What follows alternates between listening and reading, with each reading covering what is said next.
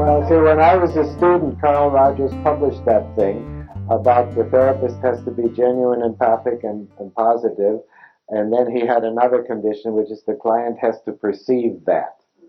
And I, having just been a client for a long time, said, Carl, that isn't right because I was a client for, more than a year and I didn't perceive zilch. I always felt that nobody could understand me.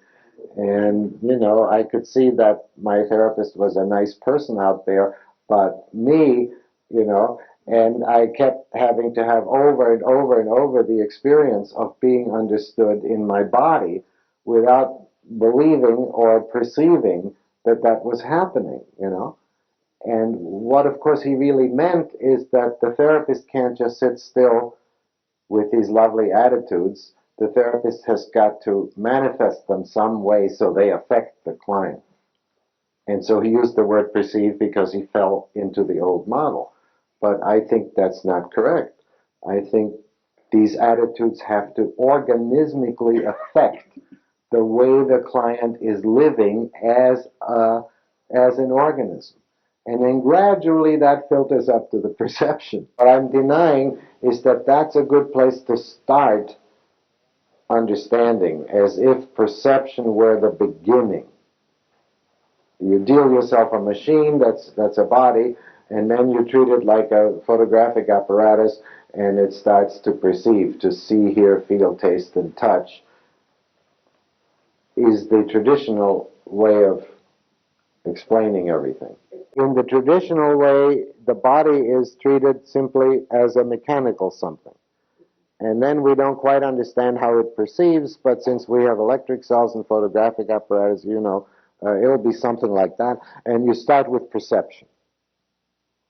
And I'm saying then you've lost everything already. You're never going to be able to explain how the body implies a next step. Right? And every time we say the body to our colleagues who are in the old theory, they look at us funny because that's just not what they mean by body. The body is a mechanical system, and what are you talking about? So we have to start earlier. We have to have a body that is in interaction with its species members, even for the animals, so that for humans it becomes a living in, embodying and acting, living from this edge to the other of the situation. And then perception comes into that and modifies that. I want to say that when you get onto how we can think about the body in the situation or the body in the environment to begin with, then you start to notice that in that whole period of Goethe and Schiller and Kant and all those people, they were really all struggling with this, that if you simply have the mechanical body perceiving, you've lost the human being somehow. And so they try to break that in some way. So for Schiller, that's art. Well, that was beautiful, and it probably influenced me in the first place to where I got, and I'm standing on his shoulders and everything. But now I think how sad that is, that he surrendered the whole world to the mechanics. The only refuge he could find is in art, as if art were not real, and so you can get away with it. When art is more real than anything else, because it opens possibilities which we then, having experienced them in art. So it's interesting to see, because Goethe was like that. He was constantly rebelling against that old model. He had a different theory of color and everything.